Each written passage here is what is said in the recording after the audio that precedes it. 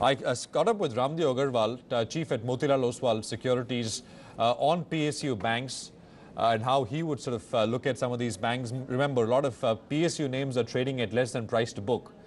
The second part of my question was what he'd do with some of these consumer names, consumer non-durable stocks, which are trading at very high P multiples, but where there's a very significant slowdown in their domestic businesses. Listen in. The stress we see in the business side and the corporate side, it's all visible in PSU banks' balance sheet. Fortunately, the private sector banks have bulk of the retail assets in their books, and hence the stress is much lower. So clearly, what is visible in PSU banks' balance sheet is current slowdown in the current slowdown and high interest rate scenario. So, and it's the pessimism which is there in the quality of assets is already priced into the stocks, I believe, because bulk of the stocks are trading at book or below book. I believe PNB is trading at 0.8 times the current year book. So clearly pessimism is already in there.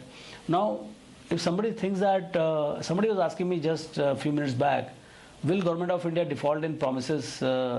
Could government default on promises given for Air India loans?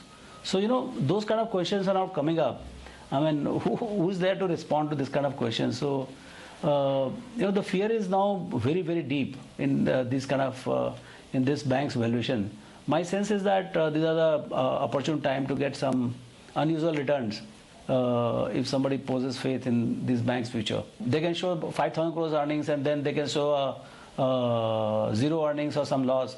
So, you know, it's very volatile right now. So P is not a, I mean, HDFC Bank is one bank which has shown a very predictable earnings and earnings growth.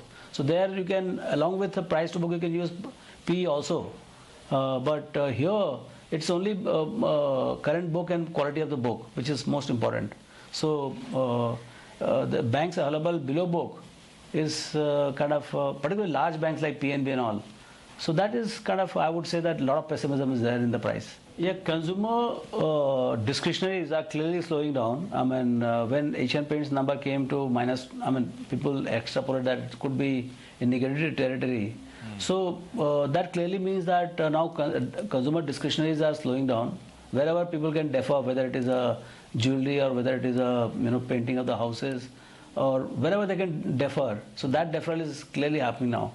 Now the next round will be the consumer non-durables like FMCG and all, FMCG, and then finally pharma. I think these are two segments left in consumer which are still holding out well. And